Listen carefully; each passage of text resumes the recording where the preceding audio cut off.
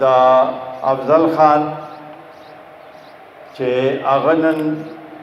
دا فیصله وکړه چې قومي وطن پارټۍ کې شمولیت اختیار کړ سره د ستاسو ټولو ستاسو په حمایت سره ستاسو په مشورې سره نن تاسو ټول دلته راغلی دا زموږ دپاره د عزت خبره ده د فخر خبره ده او انشاءالله تعالی ستاسو په شانتې نظریاتي کارکنان با انشاءالله تعالی دا پارټي قومي وطن پارټي با نوره مضبوطه مزید مضبوطی او پاغې باندې زه ستاسو ټولو مشکور او ممنون یم. افضل خان ممبر صاحب یو دیرینا نظریاتی کارکن دی. ما ډېره موده پس نن ولیده او همیشه مې دا خواهش و چې دې مونږ سره د دې او د ده ملګري مونږ سره شانه په شانه ولاړ ځکه ده د خپلې علاقې د خپلې خاورې خدمت کړی دی ذاتي لالچ نه دی کړی خو د عوامو خدمت یې کړی دی د عوامو لپاره جدوجهد هم کړی دی جګړه هم کړې ده هر قسم کا هغه یې کړی دی محنت یې کړی دی دې زه وایي د قوم خدمت هم دا دې طریقې سره کیږي او د ده راتلو سره به انشاءالله تعالی مزید مونږه هم د دې علاقې خدمت کوو. دوی چې کومه خبره وکړه چې تنظیمونه مضبوطول پکار دي تنظیمونو له زور ورکول پکار دي د تنظیمونو په ذریعے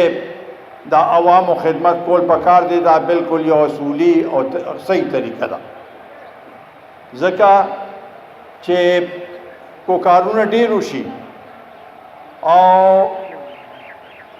خلک راځي او وایي یو وایي چې دا ما کړی دی او بل وایي چې دا ما کړی دی نو بیا خو د هغه پارټۍ څه افادیت نه پیدا کېږي پاتې کېږي. پکار دا دی چې څه کار کېږي چې موږ وایو چې دا قومي وطن پارټي کړې ده او د هغې مشرانو کړې ده ټول په یو ځای مشترکه طور باندې کړې ده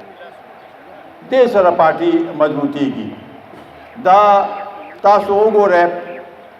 په ډېر مودې داسې افضل خان هم د دې اشنغر سیاست کتلی دی د دې مهرو سیاست یې کتلی دی. کله نه چې زه دلته ممبر وم دوه درې ځله زه ممبر پاتې شوی صوبایي ممبر څلور ځله بلکې هغې نه پس یو دوه درې حکومتونه راغلل د MMA حکومت راغی کارونه به یې کړي زه نه یم خبره خو د دې علاقې خدمت ما ته نه ښکاري چې MMA د دې علاقې خدمت کړي. واپسې د عوامي نیشنل پارټۍ حکومت راغی پنځه زموږ ممبر نو دلته صوبایي ممبر زموږ نو هغې په 15 کاله کې د دې علاقې خدمت ونه کړو. مونږ دا غواړو چې د دې علاقې سره زموږ یو وابستګي ده یو پہچان دی.